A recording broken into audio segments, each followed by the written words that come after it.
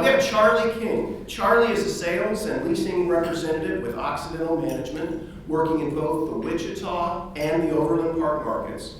Charlie has completed projects which include AMC Theaters, Harbor Freight Tools, and Walnut River Brewery, Poorhouse. Charlie has been with Occidental since 2013, and I have just a little side note, and I'm going to embarrass him a little bit. I had the great privilege of coaching Charlie on a soccer team back when he was very young. Charlie, come on up.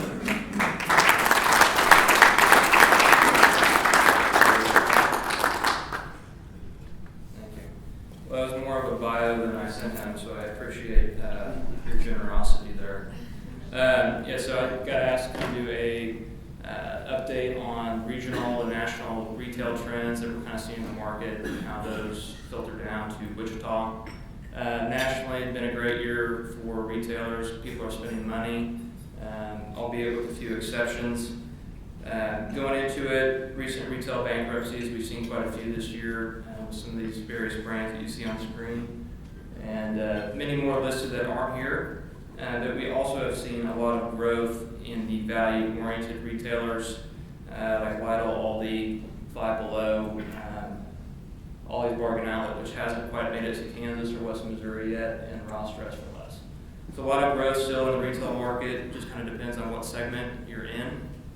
And then as you kind of go to the new retail tenant mix that we see in the various new developments, you see entertainment and dining really become the primary anchors in new retail projects.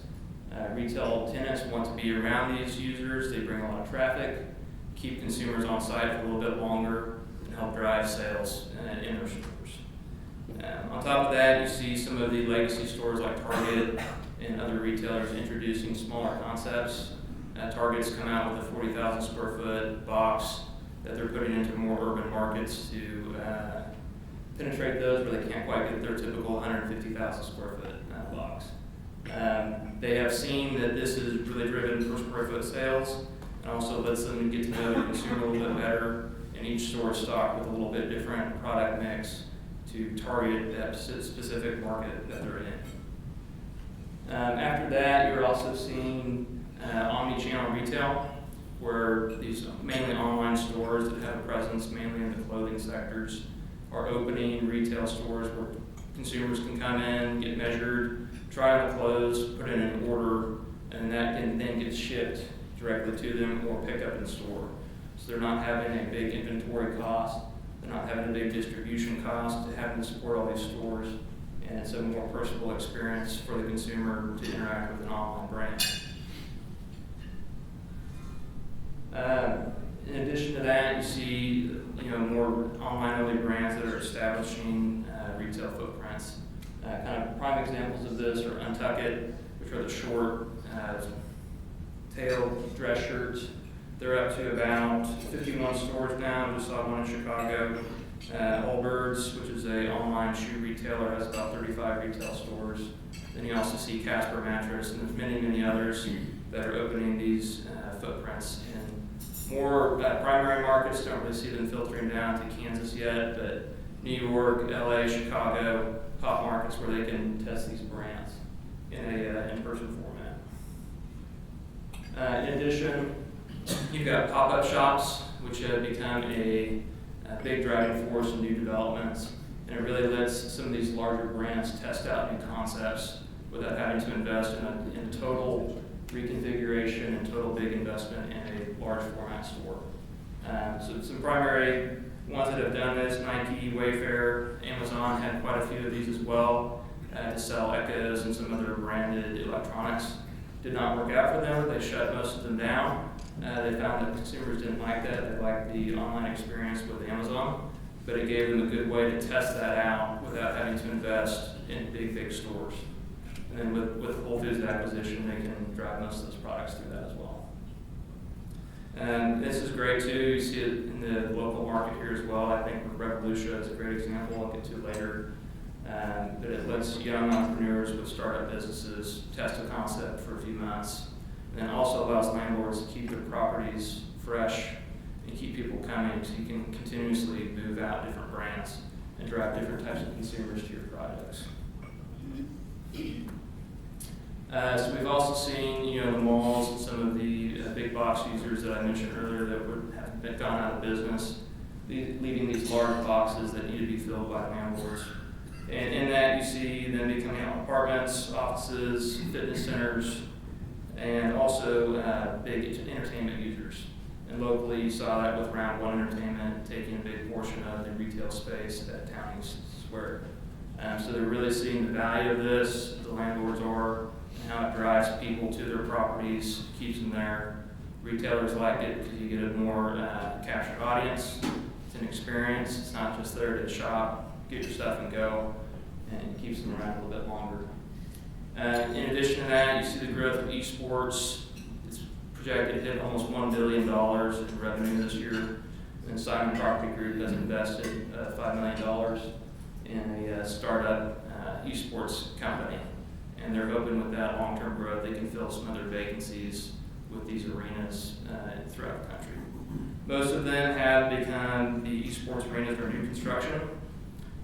Cities have taken tracts of ground, are building dedicated arenas, but over the next 5 years, I think you'll start to see some of these vacancies filled with these types of concepts.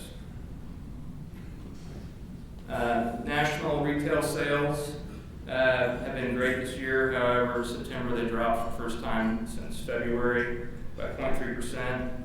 However, this includes heavy goods like automobiles, home improvement spending, gasoline.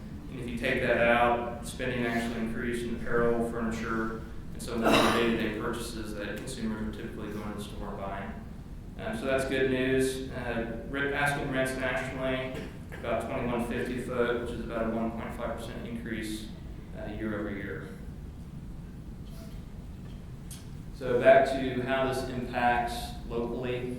I kind of mentioned the entertainment factor coming to Wichita and how that helps our retail developments with Dave & Buster's 96 in Greenwich.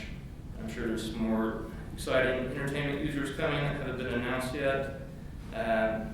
But Round One, great asset for Town East. They're seeing the impact of that and how it can help keep that mall relevant today. And then Town West, that center recently sold, but they've already have office users and other non-retail users in there to fill those large vacancies.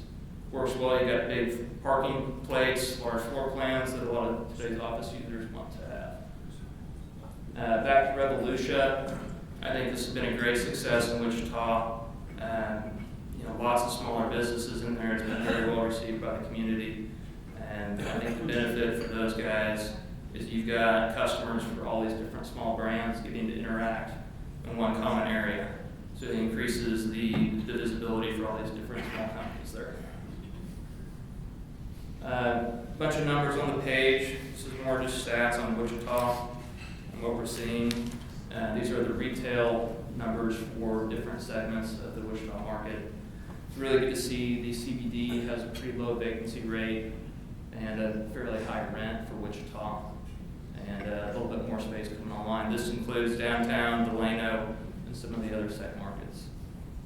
One sore spot is Northwest Wichita. Have almost 16% of vacancy in that market with fairly low rents, given the space over there. A lot more projected. So then Northeast Wichita is still a hot spot for all of your retail. But overall market's pretty good. Have a few sore spots. The neighborhood shopping centers continue to struggle a little bit, and your power centers are still getting the primary activity in the market. And that's it. Any questions?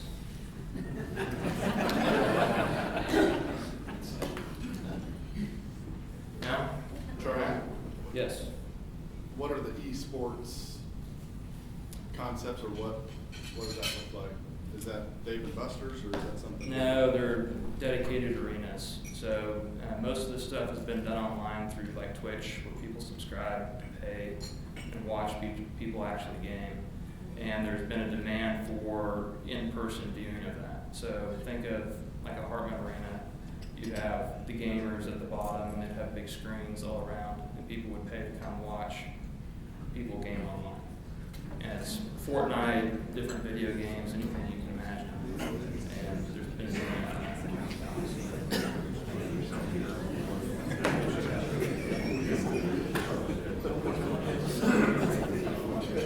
Yes, sir.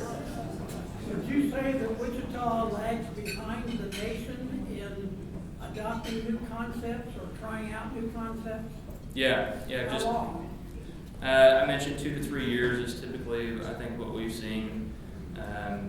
We are not the primary growth market for some of these new concepts, so they typically hit Kansas City, Chicago, Dallas, Fort Worth, OKC before they start to make it to the smaller markets.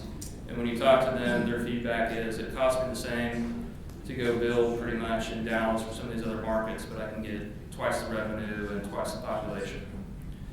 So until they fill in those primary markets, we're kind of left.